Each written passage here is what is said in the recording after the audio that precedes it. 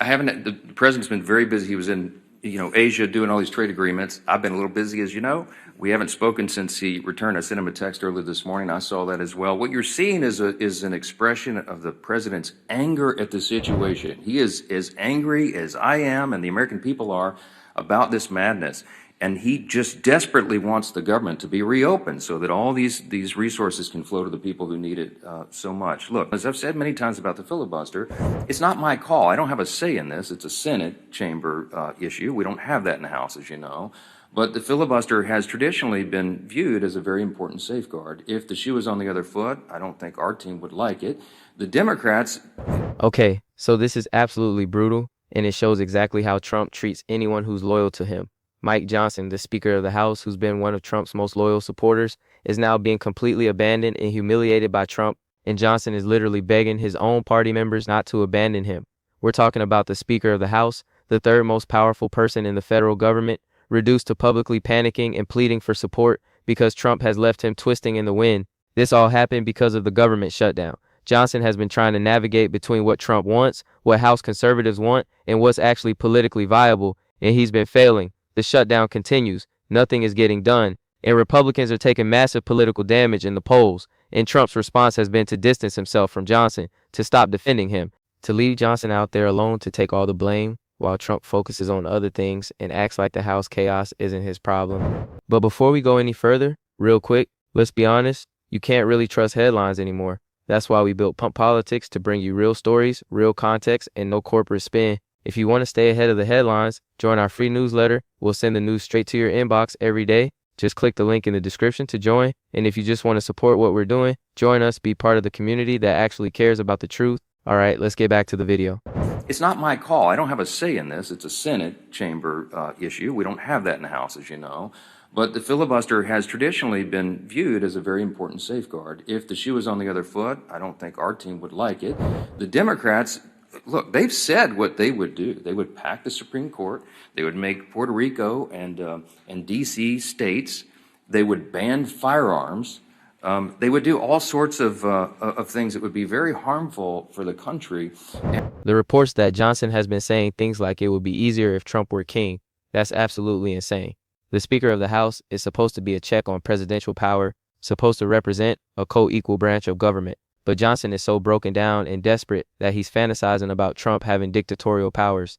Because Johnson thinks that would make his job easier, he wouldn't have to negotiate or build coalitions or do the actual work of legislating. He could just do whatever Trump tells him and enforce it. That's authoritarian thinking. That's Johnson admitting he's not capable of actually leading the House, that he just wants to be Trump's yes man. But Trump isn't even giving him clear orders anymore. So Johnson is lost. He doesn't know what to do, and he's expressing this pathetic wish that Trump could just be a dictator and make all Johnson's problems go away. The image of Johnson begging party elders and GOP moderates not to abandon him, that's devastating politically. When you're the speaker and you're reduced to begging people not to remove you or undermine you, you've already lost. You don't have the power or the respect or the political capital to lead anymore. People sense weakness, and once that happens, once members start to believe the speaker is weak and vulnerable, the vultures start circling. People start positioning themselves to replace you. They start making deals without you. They stop taking your calls or respecting your authority. And that's where Johnson is right now. He's a dead man walking politically, and everybody knows it except maybe Johnson himself, who's desperately trying to hold on to power, even though it's slipping away. Trump's strategy of pushing for an end to the filibuster while ignoring Johnson's crisis is really interesting. Trump wants the Senate to eliminate the filibuster so he can pass his agenda with just Republican votes. But Senate Republicans don't want to do that because they know the filibuster protects them when Democrats have power. So Senate leaders rejected Trump's demand almost immediately, and Trump has been focused on that fight with the Senate while completely ignoring the disaster in the House, while ignoring that Johnson needs help and support. And that's classic Trump. He fixates on one thing and ignores everything else. And right now, he's decided the Senate filibuster is what matters. So Johnson and the House crisis can just fester. And if Johnson goes down, if he gets removed as speaker, or if the House falls into complete chaos, Trump doesn't care, because Trump doesn't actually care about institutional stability or about the people who are loyal to him. He only cares about what serves his immediate interests. The polling showing Americans blame Trump and Republicans for the shutdown. That's why Trump is distancing himself from Johnson. Trump sees the bad poll numbers and he wants to deflect blame, so he's creating separation between himself and Johnson. He's making it look like the House chaos is Johnson's problem, not Trump's. Even though Trump is the one who's been demanding the shutdown, Trump is the one who's refused to negotiate or compromise. Trump is the one whose policies have created this crisis. But Trump is skilled at avoiding responsibility. And one way he does that is by abandoning the people who've been carrying out his agenda when things go wrong. Johnson did what Trump wanted, pushed for Trump's priorities, refused to work with Democrats on a reasonable budget deal. And now that it's blown up in their faces, now that Republicans are taking political damage, Trump is letting Johnson take all the blame. That's betrayal. That's Trump throwing a loyal ally under the bus to protect himself. Johnson's visible frustration in public appearances is also really telling. When you see a Speaker of the House who looks panicked and overwhelmed and angry, that's not normal.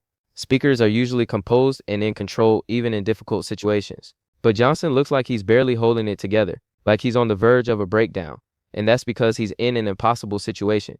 He can't pass a budget without Democratic votes. But if he works with Democrats, Trump's base will turn on him. He can't end the shutdown without making concessions. But if he makes concessions, House conservatives will try to remove him as Speaker.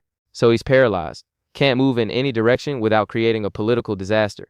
And Trump, who got Johnson into this mess, is nowhere to be found, is not offering support or guidance or political cover, is just leaving Johnson to fail publicly and spectacularly. The reports of House conservatives plotting leadership challenges, that's the death knell for Johnson's speakership. When members of your own party are actively organizing to remove you, you're done.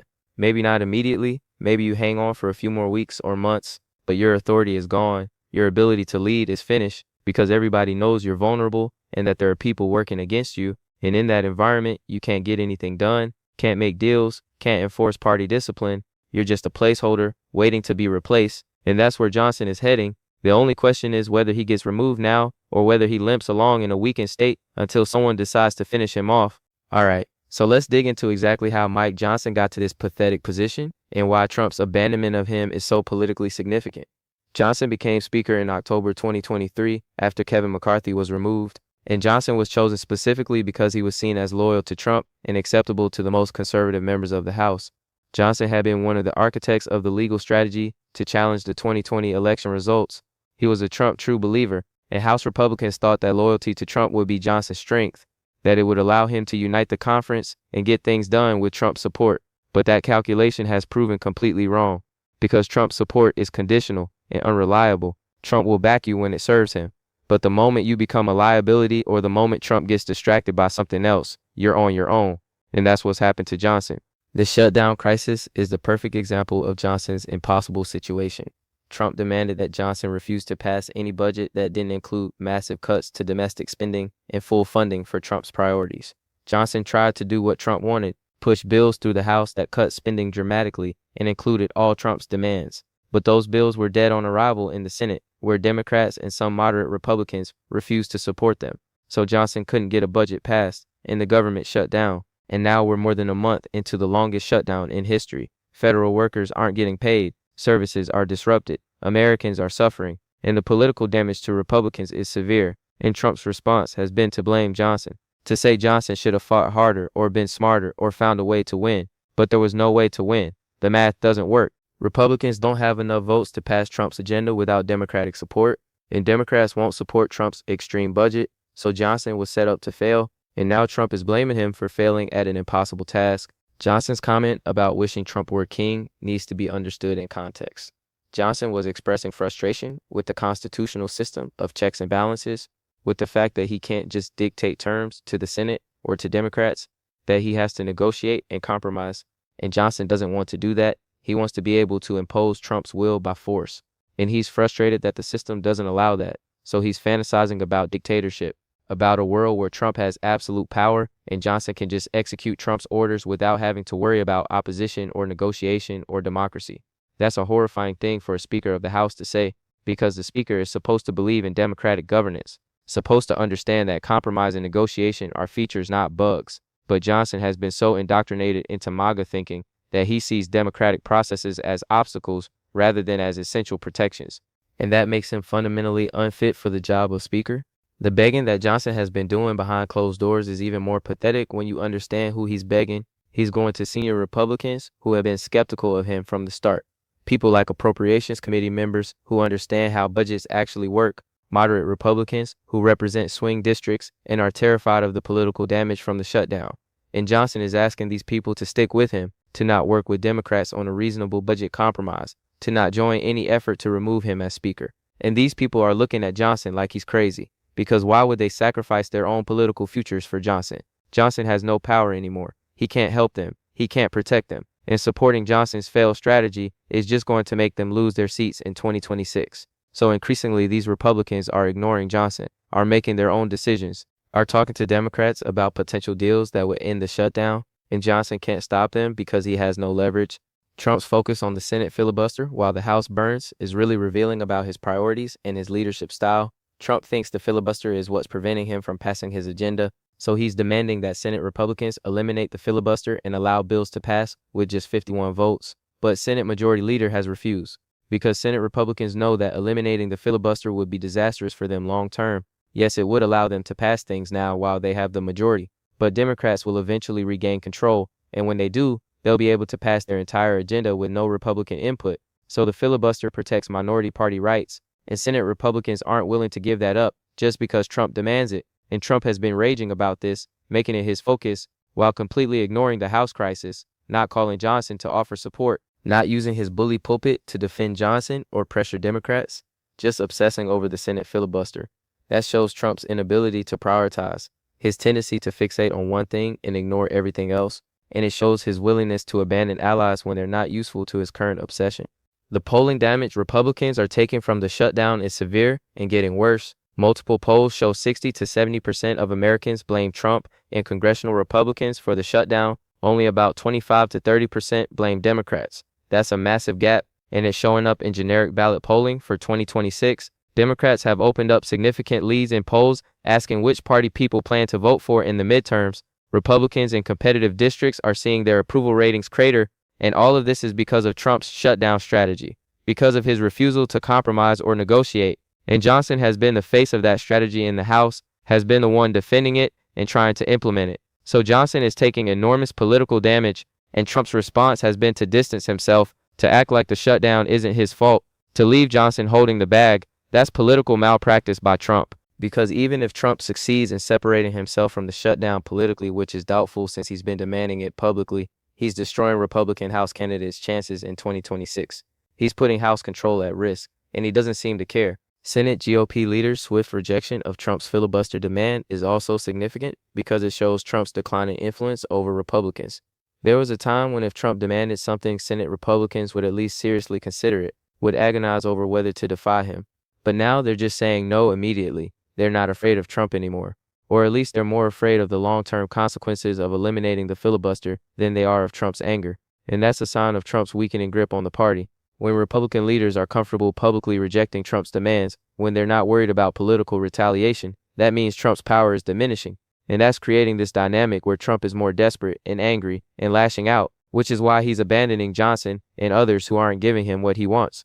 Because Trump can sense his control slipping and he's thrashing around, trying to reassert dominance. The conservative leadership challenges to Johnson are being organized by the same hard-right members who removed Kevin McCarthy. People like Matt Gaetz and Marjorie Taylor Greene and others in the Freedom Caucus. These members are never satisfied with any speaker because no speaker can actually deliver what they want. They want total war against Democrats and the ability to pass their extreme agenda with no compromise. But that's mathematically impossible without a much larger Republican majority, so no speaker can make them happy, and they just keep removing speakers and demanding new ones, and each time the next speaker is weaker and more vulnerable than the last. McCarthy lasted less than a year. Johnson might not even make it that long, and whoever comes next, if there even is a next speaker, will be even more powerless and constrained. It's a death spiral for Republican House leadership, and it's being driven by members who don't understand or don't care about how government actually works. All right, let's break down what Mike Johnson's collapse means for Trump, for Republicans, and for American governance. Point number 1, Johnson's failure shows the toxic dynamic of loyalty to Trump. Johnson did everything Trump wanted, was completely loyal, pushed Trump's agenda even when it was politically suicidal. And what did Johnson get in return? Nothing. Trump abandoned him the moment things got difficult. Didn't offer support or cover, just let Johnson fail publicly while Trump moved on to other things. That's the pattern with Trump. He demands absolute loyalty, but offers none in return. And everyone who's been close to Trump eventually learns this. But by the time they learn it, it's usually too late. Their reputations are destroyed. Their political futures are ruined. and Trump has moved on to the next person he can use and discard. Johnson is just the latest in a long line of Trump loyalists who got chewed up and spit out. Point number 2. The Speaker's weakness creates a power vacuum in the House. When the Speaker has no authority and can't lead, when members are openly defying him and plotting against him, the House can't function, can't pass legislation, can't conduct oversight, can't do any of the basic work of governing, and that hurts the entire country. Because we need a functioning legislature, we need Congress to pass budgets and keep the government running and address problems. But that can't happen when House Republicans are in complete disarray with a weak Speaker who's begging for support. And this dysfunction is going to continue as long as MAGA Republicans keep removing speakers and replacing them with equally weak successors. At some point, either Republicans are going to have to work with Democrats to elect a reasonable speaker who can actually govern, or we're going to have to accept that the House is just broken until after the next election. Point number 3, Trump's strategy of deflecting blame onto Johnson is short-sighted and will backfire. Trump thinks he can avoid responsibility for the shutdown by abandoning Johnson. But voters aren't stupid. They know Trump is president. They know Trump has been demanding the shutdown. They know congressional Republicans are following Trump's lead. So Trump distancing himself from Johnson doesn't actually protect Trump politically.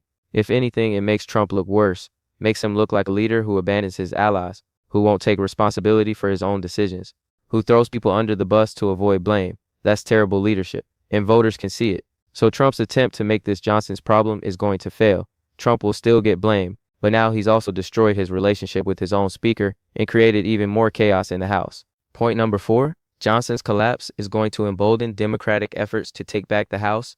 Democrats are looking at this Republican dysfunction and seeing opportunity. They're thinking if Republicans can't even keep their own caucus together, if their speaker is begging for support and on the verge of being removed, how can voters trust them to govern? Democrats are going to run on that message in 2026, are going to point to the shutdown and the chaos and the weak leadership and say this is what happens when you elect Republicans, vote for Democrats, and we'll actually govern responsibly. And that message is going to resonate, especially in suburban districts where voters care about stability and competence. Republicans are setting themselves up to lose the House, and Johnson's failure is a big part of that. Point number 5, this entire episode demonstrates that Trump's political model is unsustainable. Trump demands loyalty, but offers none. Trump creates crises and then blames others when those crises explode. Trump has no interest in governing or in helping his allies succeed. He only cares about his own immediate gratification and ego, and that approach might work in the short term, might allow Trump to avoid some political damage or maintain his base support, but long term, it destroys the Republican Party. It drives away competent people who realize they can't work with Trump. It creates constant instability and dysfunction, and it guarantees electoral losses because voters eventually get tired of the chaos. Trump's approach is burning through Republican politicians and Republican political capital, and at some point there won't be anyone left willing to be loyal to him because everyone will have seen what happens to people who are loyal to Trump. Looking ahead, what should we watch for? First, does Johnson survive as Speaker, or do House conservatives actually pull the trigger and remove him?